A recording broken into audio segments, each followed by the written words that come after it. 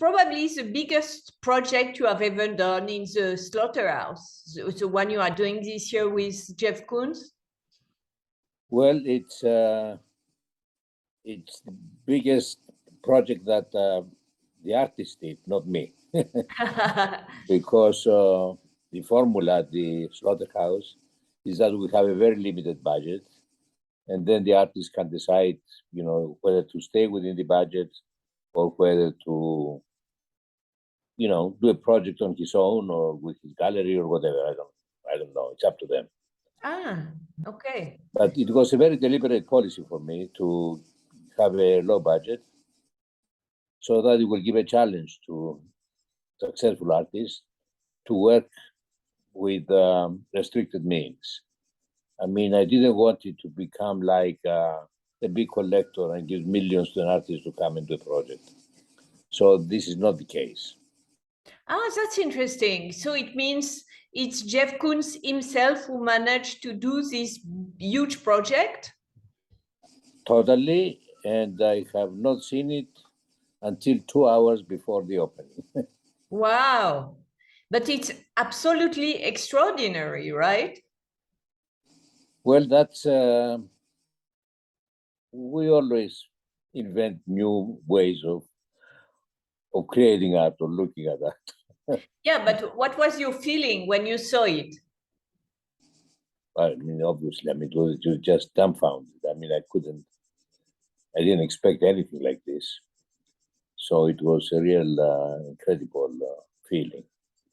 And in fact, what I always say is that the biggest gift that Jeff gave me is to give me the luxury of the first impression. So I saw this thing for the first time completed.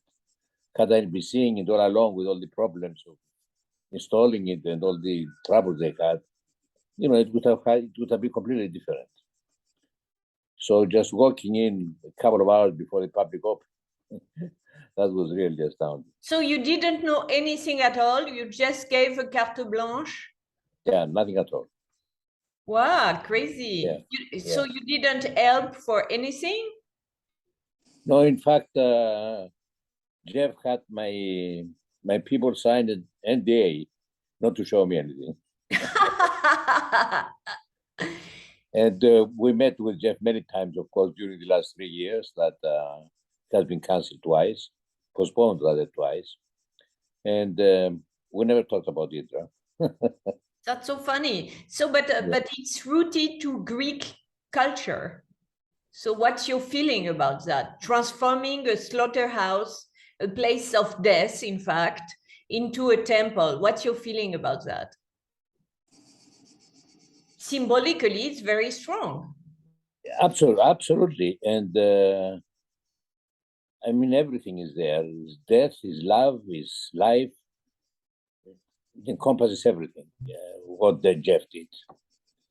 And he achieves it through all the 5 senses, even taste, the little bread that you eat. So it's an incredible achievement. And you don't have the temptation of keeping it? Well, we'll see if we can keep the sun on the spinner on the island, but not the interior.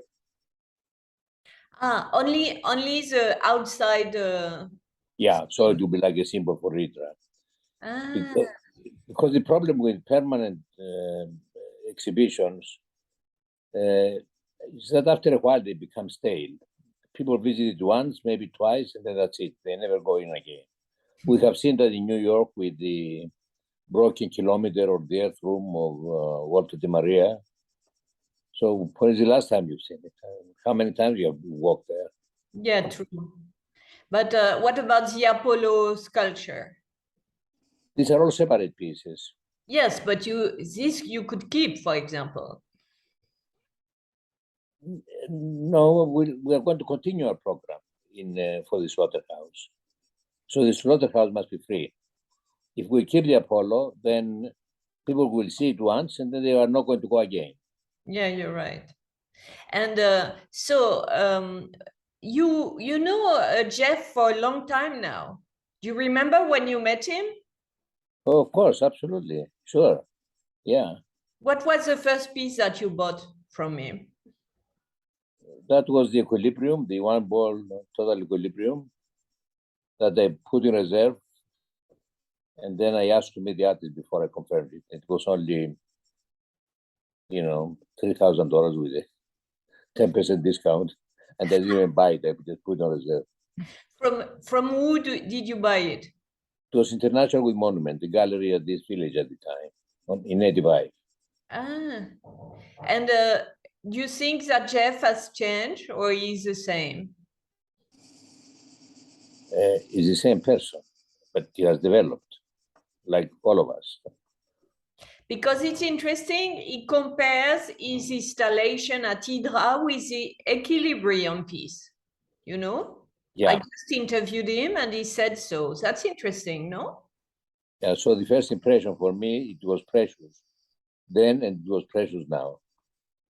But do you see? In fact, I was not collecting before the equilibrium.